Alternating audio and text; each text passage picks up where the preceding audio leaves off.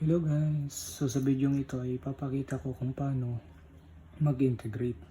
So meron tayo ditong formula na u and du.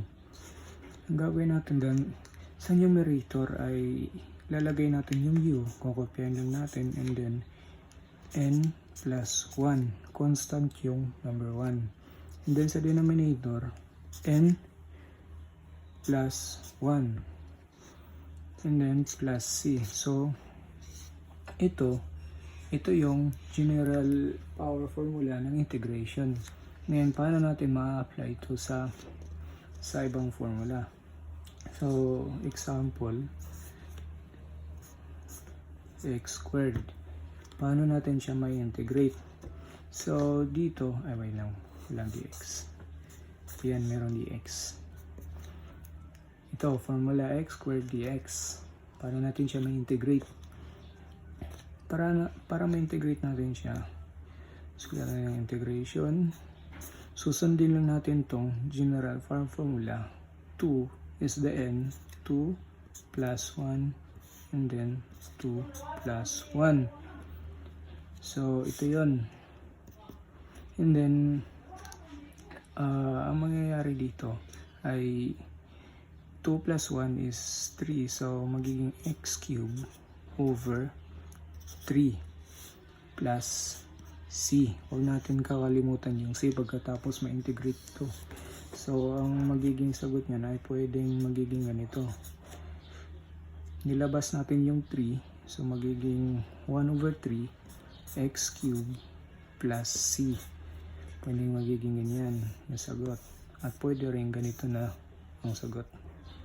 And then, paano naman kapag fraction? Halimbawa, example, 1 over x squared dx. Paano kapag ganyan? So, ang mangyayari dyan ay iaakyat natin yung x squared dito para ma-integrate siya. So, ang mangyayari, x magiging negative 2 kapag inakyat sa numerator, yung denominator. And then, pwede natin siya ma-integrate.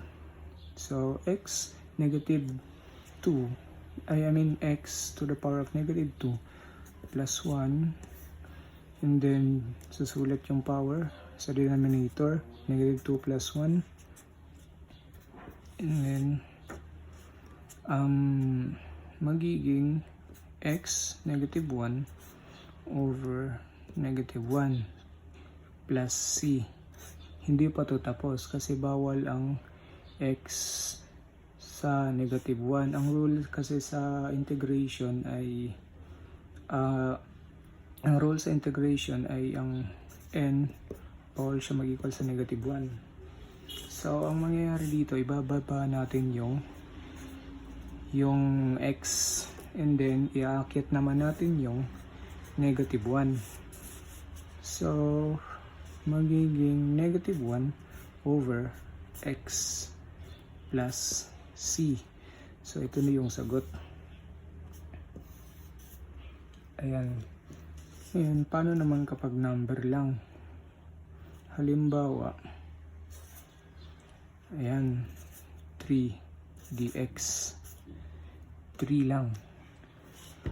Ano naman gagawin dyan? So, ang mangyayari dyan ay itong 3 ilalabas natin. Ayan. So, magiging 3 integration of x kasi may dx pa rin. So, meron pa rin x dito pero 0 lang.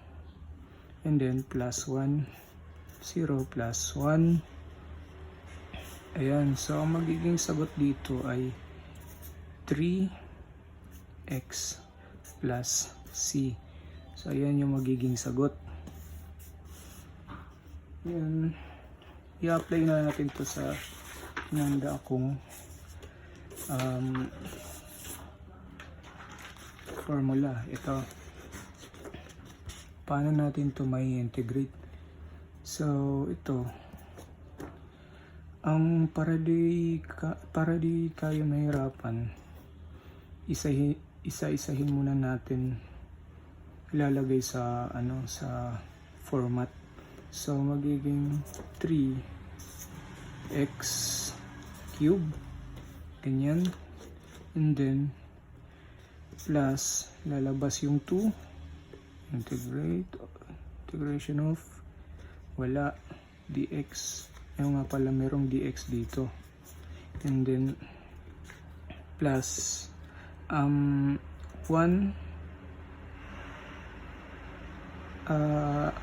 half, lalabas natin yung 1 half, and then iaakyat naman natin yung x squared sa taas, bali magiging x negative 2, ganyan, dx.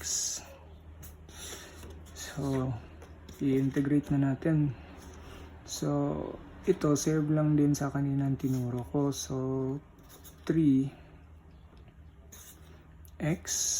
3 plus 1 plus 2, merong x dito, 0 plus 1 plus 1 half, and then x negative 2 plus 1 sa negative 2 plus 1. So dito magiging ilalabas ko tong 3 plus 1 is 4, so 3 over 4, nilabas ko na siya para di na ako malito, and then x to the 4th power plus 2x, minultiply ko na siya, plus ito 1 half multiply sa negative x1 x to the power of 1, and then negative 1. Ito plus ito pala yan, ito negative 1 iaakyat natin, and then ibababa naman natin yung x to the power of negative 1. Ang mangyayari 3 over 4 x to the 4th power plus 2x plus,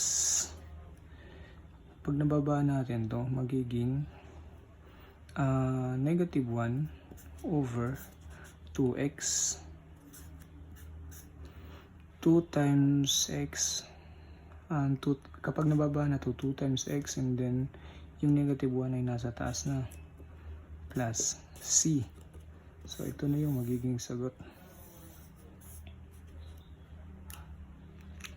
So ito lamang sa video nito. Thank you.